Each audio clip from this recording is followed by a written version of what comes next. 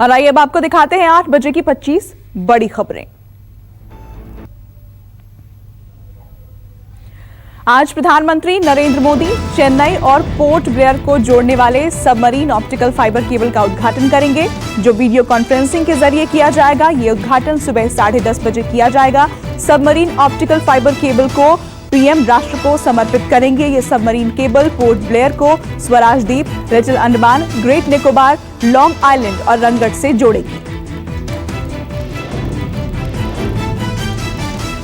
आज money laundering के मामले में रिया चक्रवर्ती से फिर पूछताछ होगी। इससे पहले भी रिया चक्रवर्ती और उसके भाई से पूछताछ हो चुकी है और आज फिर रिया चक्रवर्ती, उसके भाई शौविक चक्रवर्ती और पिता इंद्रजीत चक्रवर्ती को ईडी ने पूछताछ के लिए बुलाया है।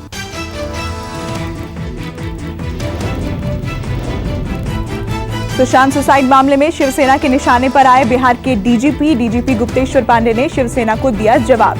डीजीपी गुप्तेश्वर पांडे ने कहा कि उनको कितनी भी गाली दी जाए, लेकिन सुशांत को न्याय दिलाने के लिए वो लड़ते रहेंगे।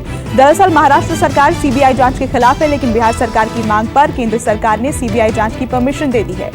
वहीं आज इस मामले में सीबीआई सुशांत सिंह की आत्महत्या के मामले में फॉरेंसिक टीम के साथ सीन को रिक्रिएट कर सकती है और ये जानने की कोशिश कर सकती है कि सुशांत ने किन हालातों में कदम उठाया। आपको बता दें कि इससे पहले सुशांत की मौत की गुत्थी को सुलझाने के लिए पटना पुलिस ने सुसाइड को रिक्रिएट किया था।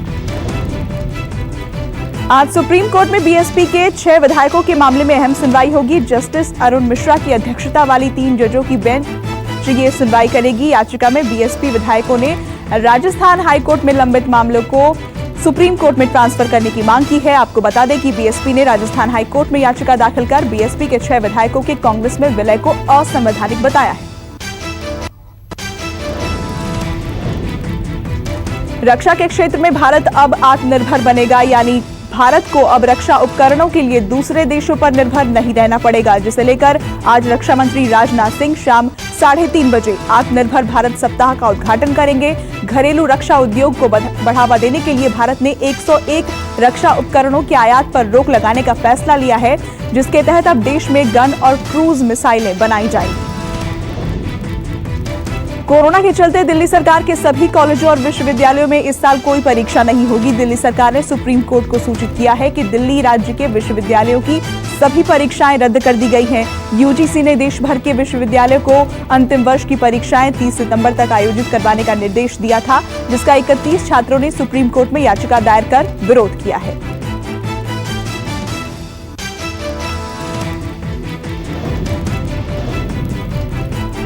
आज केंद्रीय शिक्षा मंत्री रमेश पोखरियाल निशंक नई शिक्षा नीति पर चर्चा करेंगे। शाम 5 बजे सोशल मीडिया पर लाइव सेशन होगा।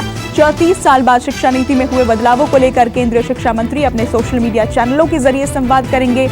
इस दौरान केंद्रीय मंत्री दुनिया के लिए छात्रों को तैयार की गई नई शिक्षा नीति पर अपने विचार रखेंगे।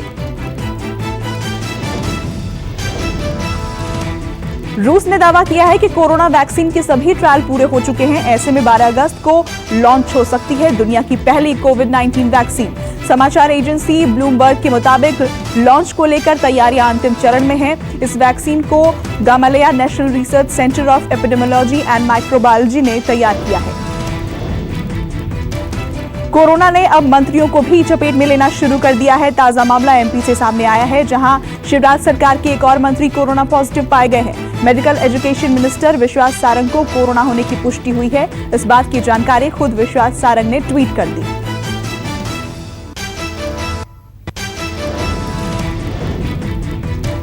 केरल में इडुक्की के राजमाला में हुई लैंडस्लाइड के बाद मलबे से 17 और लोगों के शव बरामद किए गए। 50 सदस्यीय रेस्क्यू टीम भूस्खलन के मलबे में दबे लोगों को खोजने में लगी है। इन शवों के मिलने के बाद कुल मौत की संख्या 43 तक पहुंच गई है। बाढ़ और बारिश से पूरे देश का हाल बेहाल है। बारिश ने ऐसा कोहराम मचाया है कि देश के तमाम इलाके बाढ़ की चपेट में आ गए हैं। मौसम विभाग ने केरल, कर्नाटक समेत तमिलनाडु में आज भारी बारिश की चेतावनी जारी की है। वहीं कर्नाटक में पिछले कई दिनों से हो रही बारिश की वजह से बाढ़ जैसे हालात पैदा हो गए हैं। राज्य में बाढ़ से बिगड़े हालात के मद्देनजर चीफ मिनिस्टर येदियुरप्पा ने 50 करोड़ की आपदा राहत दी। वहीं मौसम विभाग ने राजस्थान में आज भारी बारिश का अलर्ट जारी किया है। साथ ही मौसम विभाग ने मुंबई में भी आज तेज बारिश का अनुमान जताया है। देखा जाए तो पिछले कई दिनों से मुंबई के तमाम इलाकों में भारी बारिश हो रही है। देश भर में कोरोना से सबसे ज्यादा संक्रमित शहर मुंबई में अब कोरोना मरीजों की जांच के लिए बीएमसी ने एक नई तकनीक की शुरुआत की है, जिसके तहत वॉइस सैंपल यानी आवाज के जरिए की जा सकेगी कोरोना की जांच। बताया जा रहा है कि जांच की इस तकनीक को पहले 1000 मरीजों पर टेस्ट किया जाएगा। जन्माष्टमी के जश्न पर कोरोना का ग्रहण देखने को मिलने वाला है। हर बार की तरह जन्माष्टमी के मौके पर मंदिरों में लाखों की तादाद में उमड़ने वाली भीड़ नहीं देखने को मिलेगी। इस बार दिल्ली के इस्कॉन टेम्पल में सिर्फ पास धारकों को ही मंदिर जाने की इजाजत मिलेगी। कोरोना के बिगड़ते हालात को देखते हुए मंदिर प्रशासन ने 1500 लोगों को ही निमंत्रण देने का फैसला किया है। देश में कोरोना मरीजों की संख्या 21 लाख के पार पहुंच गई है। 24 घंटे में 64,399 केस सामने आए, जबकि 861 मरीजों की जान चली गई। अब देश में कोरोना संक्रमितों का आंकड़ा 21,53,000 पर पहुंच गया है, जबकि मृतकों की संख्या 43,379 हो गई है। महाराष्ट्र में कोरोना का रिकॉर्ड तोड़ बढ़ना बदस्तूर जारी है।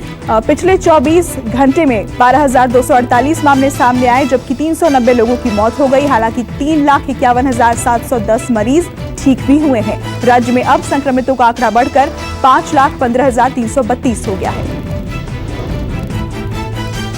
दिल्ली में कोरोना के मरीजों की संख्या में कमी देखने को मिल रही है। पिछले 24 घंटे में 1,300 लोग कोरोना संक्रमित हुए, जबकि 13 लोगों की मौत हुई। दिल्ली में अब कोरोना से संक्रमितों का आंकड़ा 1,45,427 हो गया है। दिल्ली में इस वायरस से 4,111 लोगों की जान चली गई है। यूपी में 24 घंटे में कोरोना के 4,687 नए केस सामने आए। यूपी में अब कोरोना वायरस से अब तक 2,079 लोगों की जान चली गई है। हालांकि 72,650 मरीज ठीक भी हुए हैं। राज्य में अब संक्रमितों का आंकड़ा बढ़कर 1,22,619 हो गया है। कर्नाटक में कोरोना का कोप बदस्तूर जारी है। पिछले 24 घंटे में 5,985 नए मामले सामने आए, जबकि 107 मरीजों की जान चली गई। कर्नाटक में कोरोना वायरस से अब तक 3,198 लोगों की जान चली गई है। राज्य में अब संक्रमितों का आंकड़ा बढ़कर 1,78,087 हो गया है। आंध्र प्रदेश में 24 घंटे में कोरोना के 10,820 नए केस सामने आए, जबकि 97 मरीजों की जान चली गई। आंध्र प्रदेश में अब कोरोना मरीजों संक्रमितों का आंकड़ा 2,23,860 हो गया है। वहीं इस वायरस से अब तक 2,036 लोगों की जान चली गई है। दिल्ली पुलिस की स्पेशल सेल ने साउथ दिल्ली के वसंत कुंज इलाके में मेवाती गैंग से मुठभेड़ में एक बदमाश को गिरफ्तार किया है। मुठभेड़ में बदमाश को गोली लगी। बदमाश पौश इलाके में एटीएम तोड़ने आया था। पुलिस के मुताबिक इससे पहले भी ये बदमाश दिल्ली एनसीआर में एटीएम उखाड़ने की कई वारदातों को अंजाम दे चुका है। गोली लगने के कारण फिलहाल बदमाश को अस्पताल में भर्ती किया गया।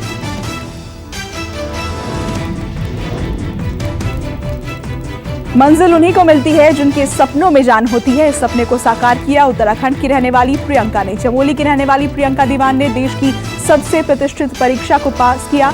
यूपीएससी परीक्षा में 257वां रैंक प्राप्त कर प्रियंका ने न सिर्फ उत्तराखंड का नाम रोशन किया, बल्कि उस बाप को गर्व का भी गर्व बढ़ाया जिसने किसानी कर अपनी बेटी को पढ़ाया है। केरल में बारिश ने भयंकर तबाही मचाई है। लगातार हो रही भारी बारिश की वजह से सड़कें सैलाब बन गई हैं।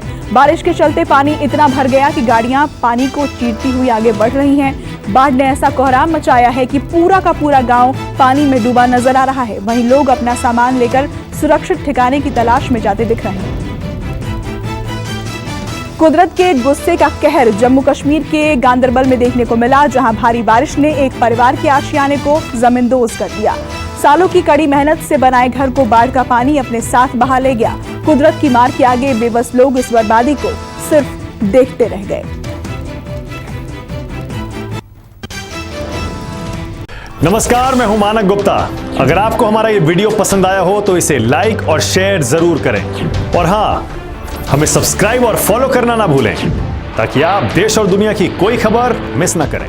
तो जुड़े रहिए हमारे साथ और देखते रहिए न्यूज़ 24।